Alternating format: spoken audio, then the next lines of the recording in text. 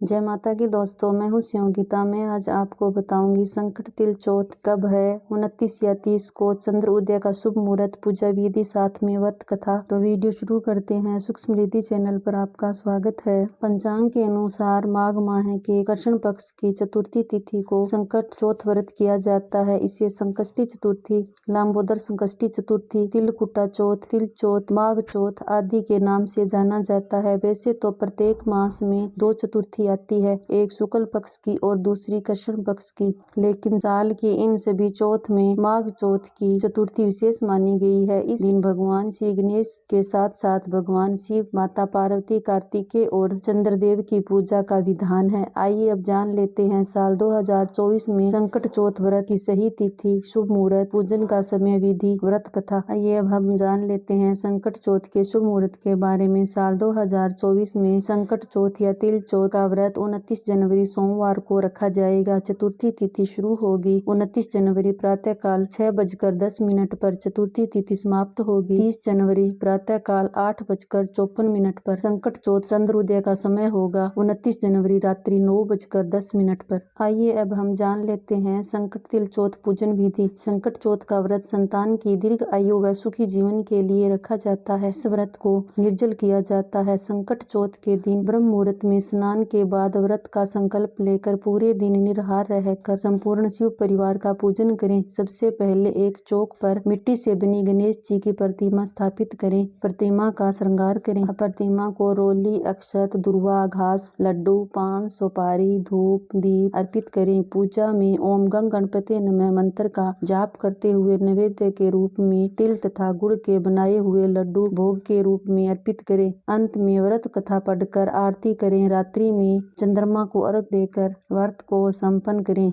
आइए अब हम जान लेते हैं संकट चौथ के व्रत के नियम के बारे में। संकट चौथ व्रत महिलाओं को निर्जल करना चाहिए और गणेश जी का पूजन के बाद रात्रि में चंद्रमा को जल का अर्घ देकर व्रत का पारण करना चाहिए। चतुर्थी के दिन काले वस्त्रों का प्रयोग नहीं करना चाहिए। चंद्रमा को अर्घ देते समय जल के छींटे पैरों पे नहीं गिरने चाहिए। इससे बचने के लिए जल किसी हरे भरे पेड़ पौधे की जड़ में अर्पित करना चाहिए। इस दिन भोग में तिलकुट का भोग लगाना शुभ होता है। चतुर्थी गणेश जी की खंडित प्रतिमा की स्थापना या पूजा नहीं करनी चाहिए। धार्मिक मान्यताएं अनुसार पूजा में भगवान गणेश को तुलसी दल या केतकी का फूल नहीं चढ़ाना चाहिए। अब मैं आपको कथा सुनाती हूँ। एक प्रचलित कथा के अनुसार एक बार विपदा में पड़े देवता भगवान शिव के पास अपनी समस्या के निवारण के लिए गए। तब भगवान शिव ने अपने दोनों पुत्रों से पूछा कि तुम दोनों में से कौन वीर है जो देवताओं के कष्टों का निवारण करेगा। तब कार्तिकेय ने स्वयं को देवों का सेनापति